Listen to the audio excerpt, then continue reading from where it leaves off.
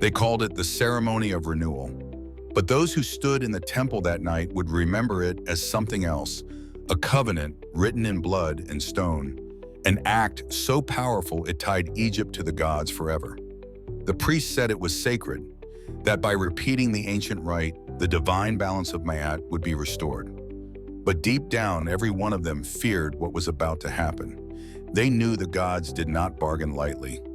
Every offering had its price, and this one would mark the end of an age. Torches flared as the high priest raised his staff, invoking the hidden names of Osiris. The chants rolled through the stone halls like the breathing of the earth. In that darkness, the boundary between man and God began to dissolve. At the center of the chamber stood the black stone, older than any dynasty, older even than the temples themselves. The inscriptions around it told a story no one dared to read aloud. He who calls the gods in blood must bear their silence. The priest called it the heart of the Nile, believing it to be the fragment of the first mountain that rose when the waters of creation receded. Tonight, that ancient stone would drink again. When the blade struck, the sound was not human. It was the echo of creation itself. The first drop of blood fell and vanished into the stone, absorbed as if it had been waiting for this moment since time began. The air grew heavy, torches bent inward, and a deep vibration filled the temple floor. Those present later swore that they heard a voice rise from the depths, neither man nor Baishan, whispering a single command of remember. But the voice was not heard by all. Only Iker, the temple servant, seemed to understand it. He had not been chosen to speak, but the gods had chosen to speak to him. In his heart, something shifted.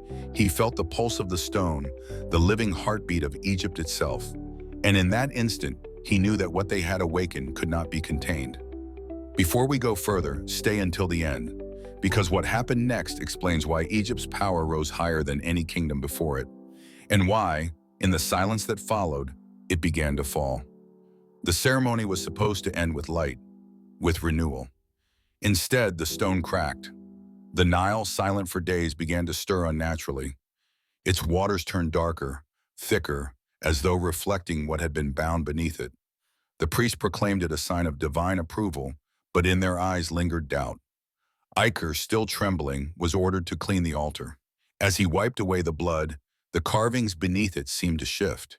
Figures of and men intertwined, locked in eternal struggle. One image showed a pharaoh kneeling before the stone, not in reverence but in surrender. Later, when the others left, Iker remained.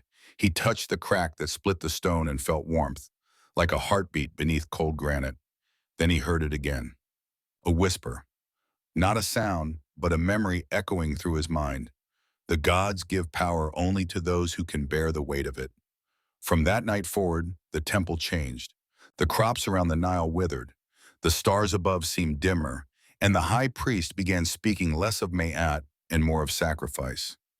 Egypt's covenant with the Pharaohs had been renewed, but no one understood the cost. In Christian Jacq's telling, this was no mere legend. It was the moment when divine law became entangled with human ambition. The ceremony that once united heaven and earth now divided them. Those who served the gods began to wield their names as weapons. Ritual became control. Faith became authority. Still in secret scrolls guarded by the Osirian Brotherhood, one warning was repeated. The blood that seals the covenant will one day demand to be answered.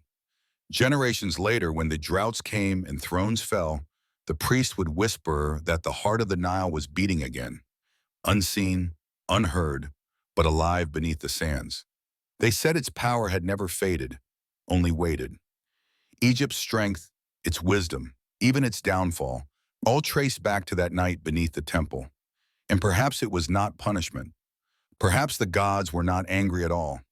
Perhaps they had simply withdrawn to see what humanity would do with the power it begged for. When Iker grew older, he often returned to that sealed chamber. He said he could still feel the breath of Osiris there, the weight of divine silence pressing upon his chest. He no longer prayed for signs. He no longer sought voices. He simply listened to the silence that once frightened him, and within it, he began to understand. The gods had not abandoned Egypt. They had passed the test to mankind. Would men live by Ma'at, by balance, by truth? without needing the gods to enforce it? Or would they let ambition and fear twist the sacred into corruption?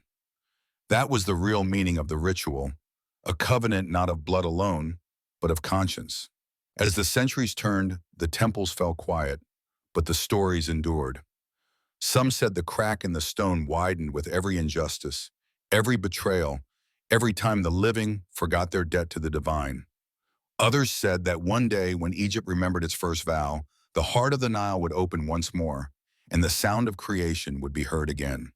But until that day, the vow remains, buried under centuries of sand and silence, guarded by memory and myth. When you look at the Nile today, you see a river. But to those who remember, it is a living contract, flowing through time, carrying the echoes of that ancient night when blood met stone and Egypt made its promise to eternity. The forbidden rite did not destroy Egypt, it defined it. Every act of faith, every dynasty's rise and fall, was born from that single moment when man dared to bind himself to the gods. And somewhere beneath the timeless flow of the Nile, the covenant still breathes. If you feel the weight of these mysteries, if you sense that ancient truth still move through the world, subscribe to Sacred Nile Chronicles. Like, share, and comment, because together we'll keep uncovering the wisdom that never truly died. The gods may have fallen silent, but Egypt still listens, and so should we.